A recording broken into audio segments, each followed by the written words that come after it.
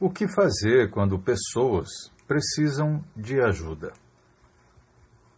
Bem, nas lições anteriores dessa série que nós estamos fazendo, falamos de uma variedade de problemas que as pessoas podem experimentar. Nessa lição, queremos investigar como ajudar as pessoas que estão tendo problemas. Mesmo que não tenhamos os problemas específicos mencionados nas lições anteriores, elas podem ser úteis para nos ajudar a entender as pessoas que têm, então, esses problemas. Então, vamos dividir em 3 pontos importantes sobre esse assunto. Primeiro ponto, então. Razões para querer ajudar os outros. Bem, alguém que tenha poucos problemas pode indagar por que deveria tomar conhecimento dos problemas dos outros. Se você é bem-sucedido, e jovem, e saudável, e próspero, se você se dá bem com os seus colegas, cônjuges, e tem filhos dos quais pode se orgulhar, e se a morte parece estar bem longe, por que deveria se preocupar com o fato de outras pessoas terem problemas? Pois bem, uma das respostas a essa pergunta é que todos os seres humanos são, ou melhor, estão interligados. O famoso poeta John Donne escreveu o seguinte: nenhum homem é uma ilha isolada.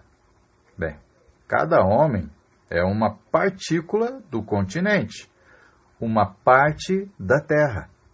A morte de qualquer homem diminui-me porque sou parte do gênero humano. E por isso não perguntes por quem os sinos dobram. Eles dobram por ti. Paulo disse algo semelhante nesses termos. Somos membros uns dos outros. Isso lá de Efésios, capítulo 4, versículo 25. Pois bem, essa ideia se aplica a nossas famílias individuais. Quando um membro da família sofre, todos os demais membros sofrem também. Veja bem, o problema da esposa ou do filho é um problema para o resto da família. O conceito também se aplica à família na fé. Se um membro sofre, todos sofrem com ele. E se um deles é honrado, com ele todos se regozijam. Isso nós lembramos de quê? 1 Coríntios, capítulo 12, versículo 26. Então, esse pensamento é lindamente expresso em hinos como Somos um no Espírito e Família de Deus. O fato de sermos membros uns dos outros também se aplica a toda a família humana, da qual Paulo então disse: de um só fez toda a raça humana, para habitar sobre toda a face da terra. Isso da onde? Atos capítulo 17, versículo 26. Agora, além de participarmos dos problemas de nossos familiares físicos e da nossa família cristã, nós também participamos dos problemas enfrentados pelo nosso próximo. Quando um conhecido ou um colega de trabalho está sofrendo, provavelmente somos afetados de uma forma ou de outra. A maneira como determinada comunidade lida com os seus crescentes problemas é o que tornará esse segmento da sociedade agradável ou desagradável, um lugar bom para se viver ou um lugar para ser meramente tolerado. Veja bem, devemos nos importar com pessoas com quem nos relacionamos, não porque por serem nossos parentes ou irmão em Cristo, devido a pelo menos 2 razões. Veja, primeiramente, porque Deus ordenou que façamos o bem a todos. Lembra Gálatas 6 e 10. Portanto, é certo importar-se com os outros. Em segundo lugar, é vantajoso para nós mesmos ajudar outras pessoas com os seus problemas. Esse procedimento torna a vida mais agradável para todos e torna a comunidade mais acolhedora. Veja bem, olhando nessa perspectiva, então, ajudar os outros também se torna uma pessoa sábia. Agora vamos ver o segundo ponto.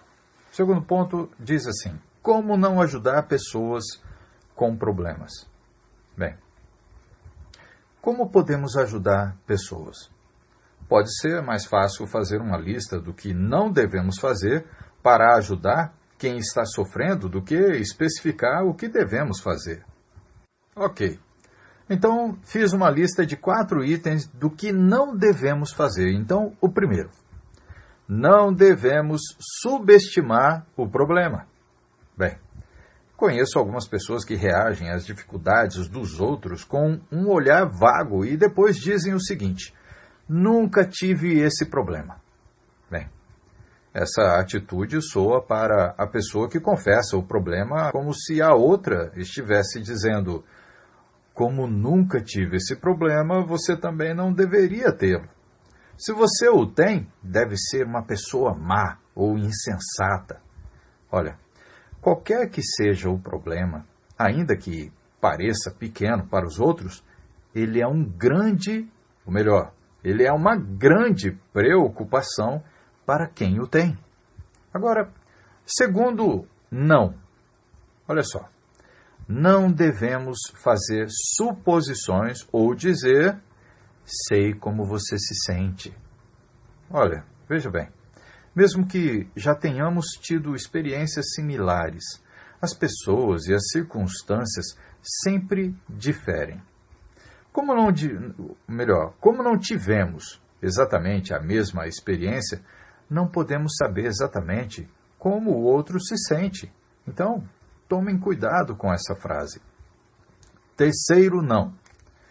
Não devemos, salvo raras exceções, tentar resolver os problemas dos outros por eles. Então, veja bem, cada indivíduo precisa aprender a vencer os seus próprios problemas. Podemos, talvez, prestar assistência ou facilitar para uma pessoa a resolução de determinado problema, mas não podemos resolvê-lo por ela mesma. Agora, quarto, não. Não devemos dar conselhos não solicitados, especialmente se esperamos que eles sejam seguidos. Se uma pessoa que estamos tentando ajudar estiver mentalmente doente ou tiver um vício físico, devemos recomendar um aconselhamento profissional ou um tratamento médico em vez de tentar sozinhos ajudar essa pessoa. Uma parte importante da ajuda oferecida é adquirir nossas próprias limitações. Veja, Gálatas 6, versículo 1 e 2. Então, Gálatas capítulo 6, versículo 1 e 2 diz assim: Irmãos, se alguém for surpreendido em alguma falta, vós que sois espirituais, corrige-o com o espírito de brandura, e guarda-te para que não seja também tentado. Levai as cargas uns dos outros, e assim cumprireis a lei de Cristo. Isso tem a ver com você entender que você não é o todo-poderoso, o autossuficiente, na questão de você acha que tem condições de resolver todos os problemas. Não. A questão é que nós não temos toda a capacidade de resolver todos os problemas. Então vamos compartilhar com pessoas. Vamos pedir ajuda para outras pessoas nos ajudarem. Existem outras pessoas, mais capacitadas em algumas coisas do que nós. Agora vamos ver o outro lado da moeda. Nós vimos a respeito de como não ajudar pessoas com problemas, que nós vimos o lado do não devemos, correto? Agora nós vamos ver o outro lado. Como ajudar pessoas com problemas. Qual é o nosso papel? Ok. Como então podemos ajudar efetivamente uma pessoa que tem problema? Pois bem, as respostas para essa pergunta são tão numerosas quanto os problemas que existem no mundo, mas podemos analisar 5 sugestões gerais, no sentido geral. Então vamos ver. Primeiro, servindo, ok? Assim como Jesus não veio para ser servido, mas para servir. Esse é o nosso propósito, servir. Então, Marcos capítulo 10, versículo 45, nós vemos Jesus falando a respeito disso, que ele veio para servir. E nós também vemos isso em Filipenses capítulo 2, versículo 7. Vamos abrir.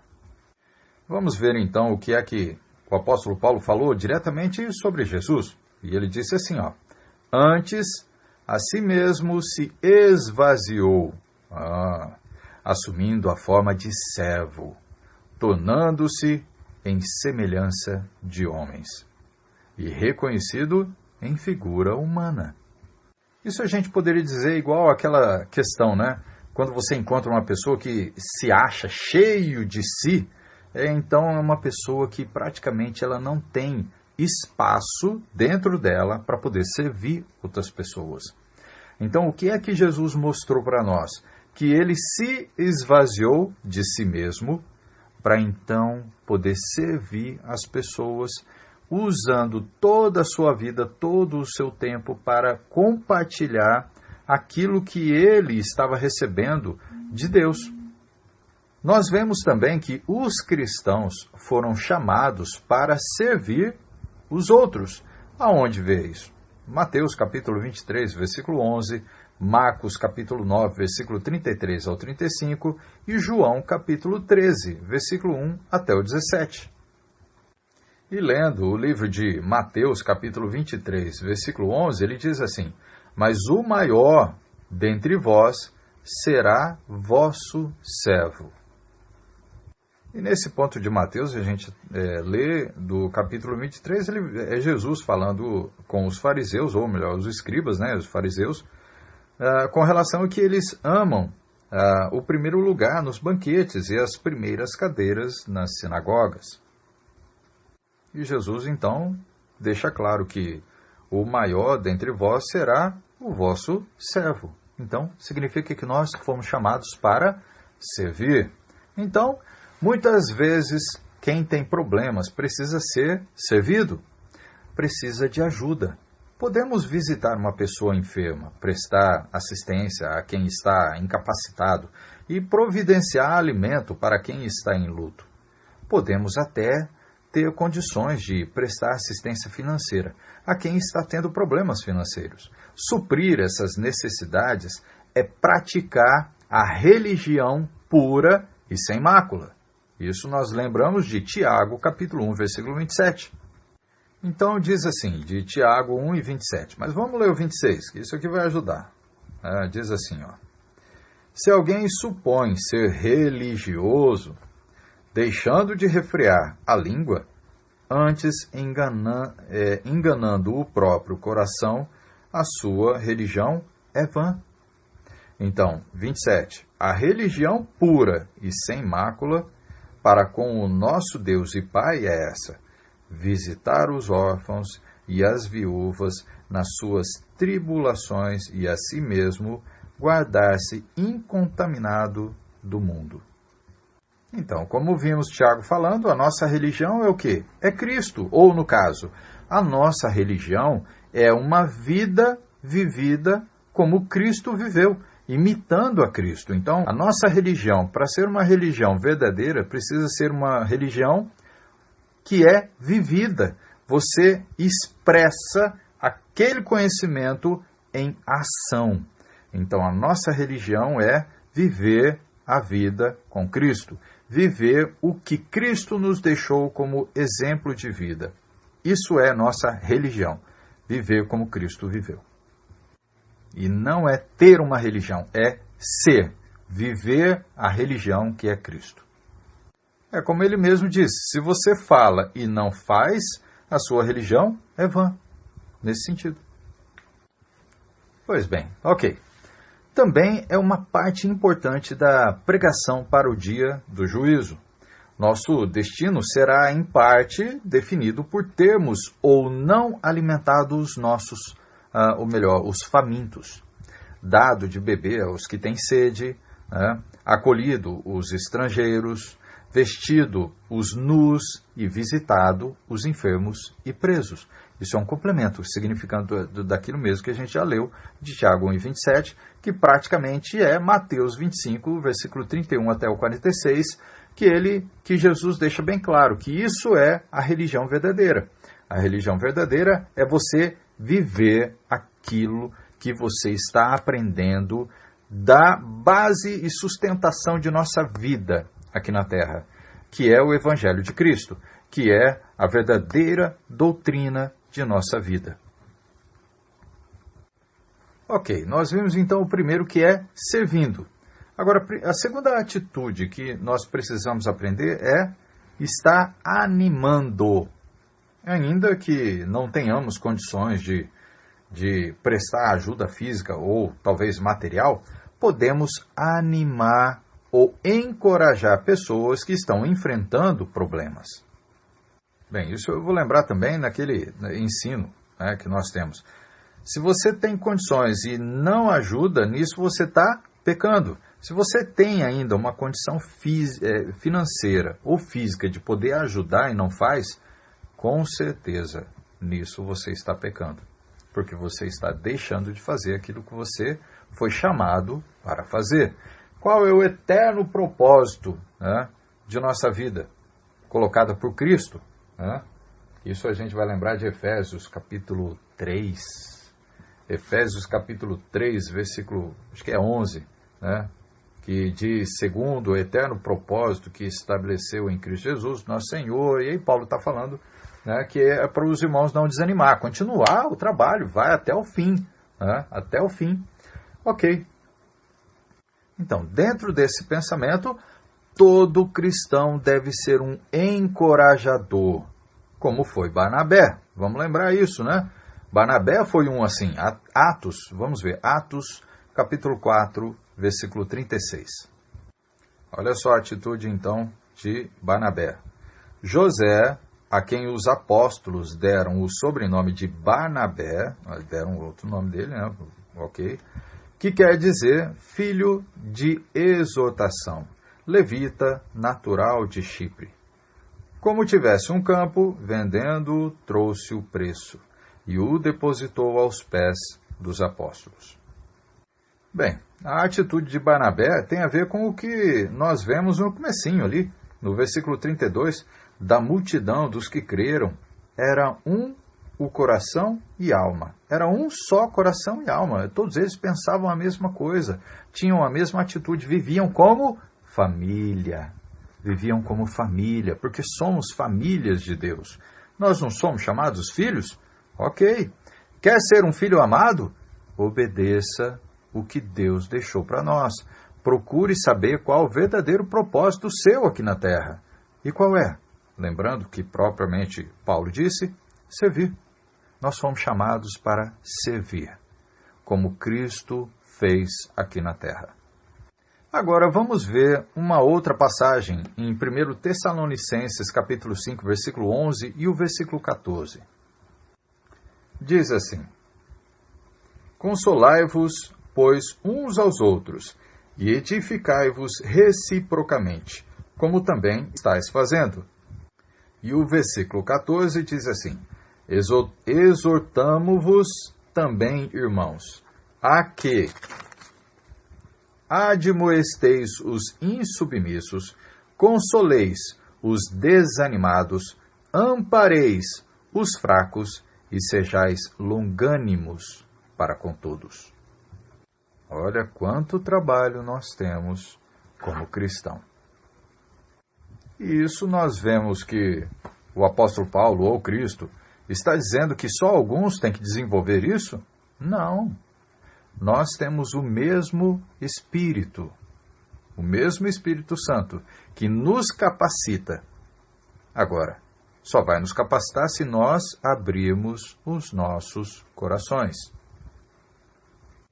Bem, outra passagem que nós temos é Hebreus capítulo 10, versículo 25, mas depois vocês podem ler aí em casa. Se quiserem, dê uma pausa e faz a leitura. Pois bem, o que podemos fazer para animar quem está ansioso, sem ânimo, deprimido ou abatido? por causa de algum problema. Então, vamos lá. Esteja presente. Primeira coisa que você precisa fazer é o quê? Estar presente. Pessoas que estão sofrendo não precisam de conselho, tanto quanto da presença de alguém que se importa com elas. Eu sei que nesse período de pandemia que nós estamos vivendo agora em 2020, fica um pouco complicado com relação a você estar presente. Mas, sinceramente, se você tem um irmão que está passando algum problema e você não faz nada, né, nisso você está pecando. Isso nós já, como dissemos anteriormente. Mas a questão é que você sai para todos os lugares, você não deixou de sair.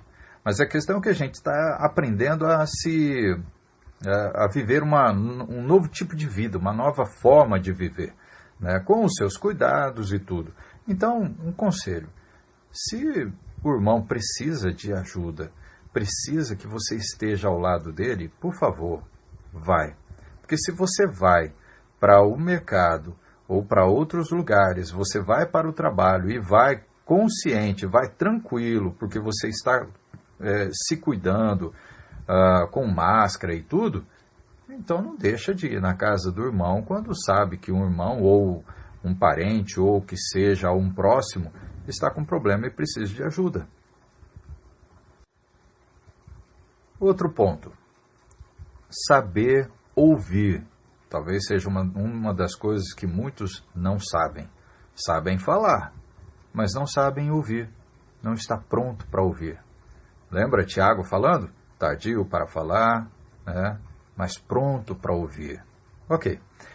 É possível demonstrar preocupação ouvindo e mostrando ao outro que realmente estamos ouvindo. Resista à tentação de pensar no que vai dizer em seguida e ouça com atenção e empatia, se colocando no lugar da outra pessoa. Ok? Terceiro, evite falar muito. Você pode falar, mas evita falar demais. Talvez a diretriz mais importante a ser lembrada seja que falar não é necessário para animar alguém, correto? Um simples "sinto pela sua perda" pode ser suficiente para resolver talvez um problema de alguém, ou de você amparar alguém, de você cuidar e de estar pronto ali ao lado dele. Ok? Quarta, ofereça esperança. Talvez uma das coisas que pode estar falhando muito na vida do cristão é a questão de esperança. As expressões de solidariedade devem ter tom de otimismo. Encontre meios de ajudar a pessoa a ver além dos problemas e crer que a vida vai melhorar no futuro. Sempre tende a melhorar? Sim. Agora, veja bem. No caso de uma pessoa enlutada, ok? Alguém faleceu. Não devemos dizer o seguinte: no fim, você vai superar sua tristeza. Olha, em vez disso, é mais útil enfocar, né, em outros aspectos da perda. Por exemplo, você pode dizer o seguinte: ele ou ela, né, no caso, deixou um grande legado. Outra, seu marido ou, no caso, sua esposa, era uma inspiração para mim. Outra frase, é bom saber que ele, ou no caso ela, era cristão e que você poderá estar com ele um dia. Então, saiba oferecer esperança para as pessoas. Agora, uma outra coisa que você pode fazer para as pessoas: confrontar, ou no caso, estar confrontando com elas. Mas o que seria isso? Às vezes, uma pessoa que está enfrentando problemas precisa ser confrontada e não consolada. Um homem pode ter problemas financeiros por causa de sua própria insensatez. Ou uma mulher pode experimentar problemas interpessoais que são evidentemente por culpa dela. Tais situações podem exigir confrontação tática por alguém que verdadeiramente se importa com quem está sofrendo. Veja bem, semelhantemente, quem tem problemas com o pecado precisa ser confrontado, certo? Isso se aplica especialmente se o pecador não se mostrou disposto a reconhecer o seu problema ou tomar alguma atitude em relação a ele. Quando Davi pecou, o profeta Natã lhe fez um favor delatando-o. Tu és o homem. Isso lá de 2 Samuel, capítulo 12, versículo 7. Agora, também pode acontecer de chegar a hora de termos que falar com alguém em pecado nesses seguintes termos. Você é o homem. Está em pecado e precisa ser, ou melhor, precisa se arrepender. Quando chega essa hora, devemos orar por sabedoria e orientação e depois dizer a verdade em amor. Lembrando lá de Efésios 4 e 15.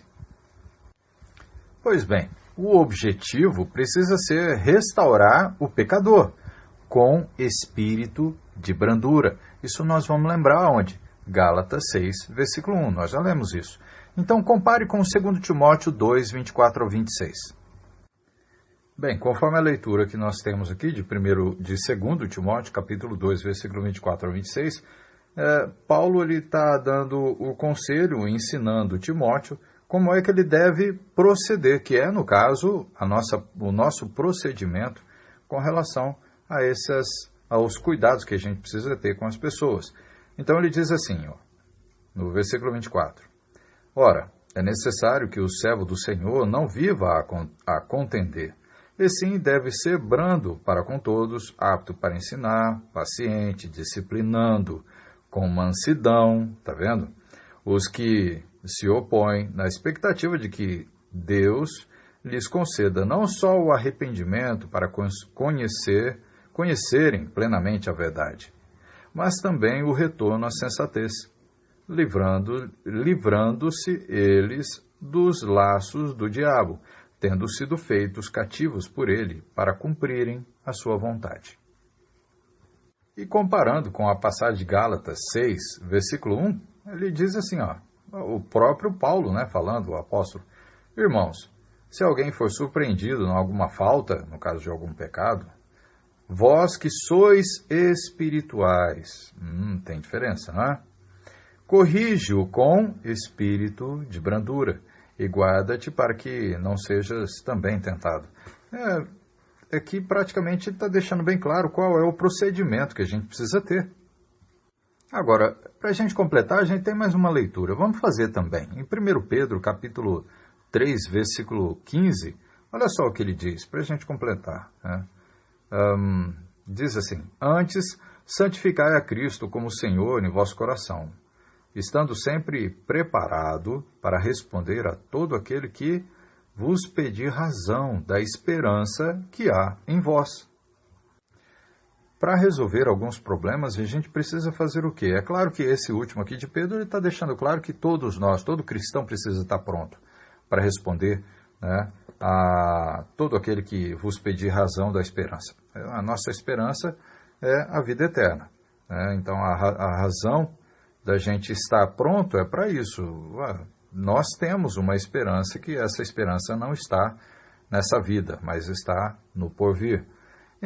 Bem, na continuação, a gente pode também pensar no seguinte ponto. Lembra de Colossenses capítulo 4, versículo 6? Ele fala também que nós precisamos usar de palavras agradáveis. Não são qualquer palavra que nós vamos usar para a gente poder resolver algum problema. Ainda mais nessa situação em que a gente está tratando com relação ao pecado.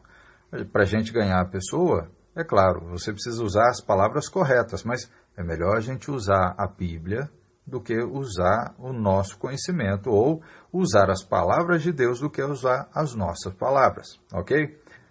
Quando é necessário haver uma confrontação com a pessoa, precisamos então fazer. Não podemos fugir, precisamos fazer. E mais uma forma de você poder fazer o bem seria orando, ok? Então, também devemos orar pela pessoa que tem os problemas, não importa quais sejam eles. Isso nós vamos poder lembrar de Tiago, capítulo 5, versículo 16. Vejam, diz assim: confessai, pois, os vossos pecados uns aos outros e orai uns pelos outros, para serdes curados. Muito pode, por sua eficácia, a súplica do justo. E o que a gente precisa fazer é crer que Deus vai responder nossas orações. Isso a gente pode falar de 1 João, capítulo 5, versículo 14. Mas Deus pode consolar, pode animar, pode curar e ajudar a pessoa com o problema. Bem, Ele pode fazer todas essas coisas, cooperarem para o bem do indivíduo em dificuldade. Isso a gente pode ver em Romanos 8, 28, que diz assim: sabemos que todas as coisas cooperam para o bem daqueles que amam a Deus, daqueles que são chamados segundo o seu propósito, que é servir. Então, podemos lembrar com relação ao que Paulo falou para Timóteo, né? Que a oração também é a prática do trabalho do cristão. Ou no caso, né, como 1 Timóteo capítulo 1, versículo 4 diz que ele até diz assim: nem se ocupem com fábulas e genealogias sem fim, que antes promovem discussões, do que o serviço de Deus na fé. Bom, a oração que a gente está falando tem a ver com o capítulo 2, versículo 1. Antes de tudo, pois exorto que use a prática de súplicas, orações, intercessões, ações de graça em favor de todos os homens. Então, esse é o trabalho que Paulo está passando a Timóteo, que ele tem que fazer, né, em toda a sua vida. A oração faz parte do trabalho do cristão. Então, sendo assim, a oração é um serviço de Deus na fé, certo? Significa que o trabalho de oração deve ser feito. Todo cristão, ele ora sem cessar, lembrando de Tessalonicenses, né? Então, Deus pode estar esperando por orações para poder agir com a sua bondade. Outro ponto que a gente pode fazer, evangelizando. Ok, a melhor coisa que podemos fazer para ajudar outros é ensinar-lhes o Evangelho para que sejam salvos. O maior problema de todos os seres humanos é o pecado. Bem, o fato de que o pecado separou o homem de Deus e o condenou ao castigo eterno, a gente sabe muito bem desde o começo do mundo, né, com Adão e Eva. Bem, quando uma pessoa se torna cristã e vive segundo a vontade de Deus, muitos problemas podem ser aliviados. Bem, um cristão fiel, que verdadeiramente entende suas bênçãos, será um administrador de dinheiro mais responsável e talvez mais capacitado a vencer uma fase depressiva.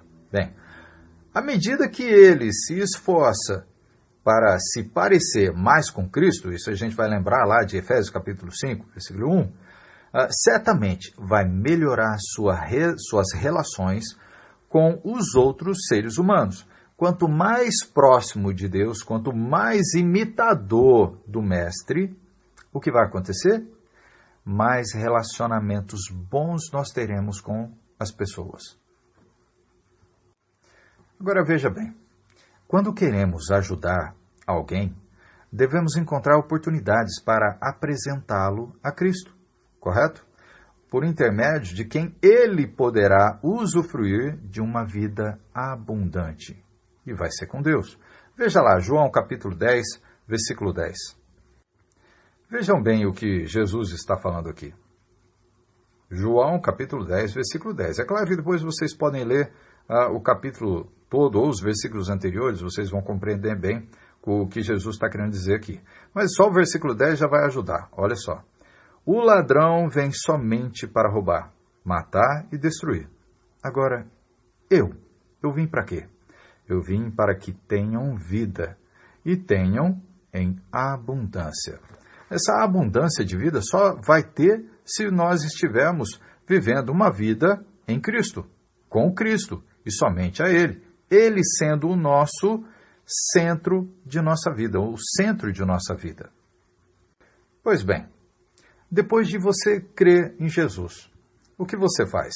Se arrepende da sua vida sem Cristo, da sua vida sem uma vida, da sua vida em pecado, tá? Ok? Da sua vida e de seus pecados.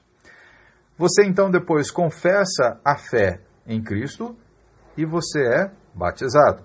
Essas pessoas, ou no caso, essa pessoa pode se alegrar no fato de que foi salva, correto?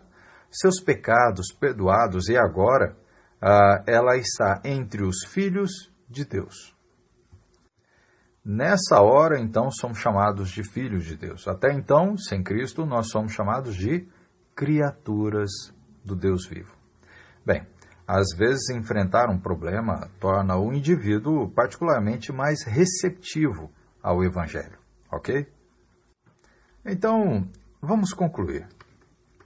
Finalmente, precisamos ser advertidos a não pregar e orar sem praticar. Precisamos orar pelas pessoas com problemas, porém, às vezes, Deus nos usa como parte da resposta a essas intercessões que nós fazemos. A pergunta que todo cristão deve fazer a si mesmo é a seguinte: o que eu, individualmente, tenho feito para ajudar pessoas com problemas? O que é que eu tenho feito? Que Deus abençoe a todos em nome de Cristo e que Deus possa nos conceder mais conhecimento sobre a verdade dele para sabermos como lidar com os problemas, tanto da nossa vida quanto os problemas da vida das pessoas, para podermos ajudá-las a como resolver. Que Deus abençoe a todos. Amém.